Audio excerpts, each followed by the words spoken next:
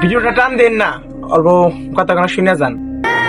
এমন কি কোনো মুসলমান ভাই আছেন যে আমার নবীকে তো দেখেন নাই, কিন্তু আমার নবীর আকৃতিটা শুনে যাবেন? হ্যাঁ, আমার নবীর চেহারা মোবারক ছিল লালচে, আমার নবীর চুল মোবারক ছিল কিছুটা গাঁর পর্যন্ত, কিছুটা কানের লতি পর্যন্ত, আর অনেক সময় 4টা বিনুর থাকতো। সুবাহান আল্লাহ।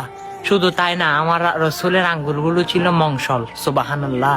সে চেহারা মোবারকের দিকে কোনো সাহাবা একরাম তাকিয়ে থাকলে তিনি তাকিয়েও থাকতেন। সুবাহান আল্লাহ। শ্বাস সূর্যকে পর্যন্ত হার মানিয়ে ফেলতো আমার নবীর নুরানি চেহারায়।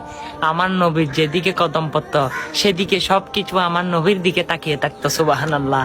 এমন একজন নবী পেয়ে গেছি, হ্যাঁ, তিনি আমি আপনার নবী হযরত মুহাম্মদ সাল্লাল্লাহু আলাইহি সাল্লাম।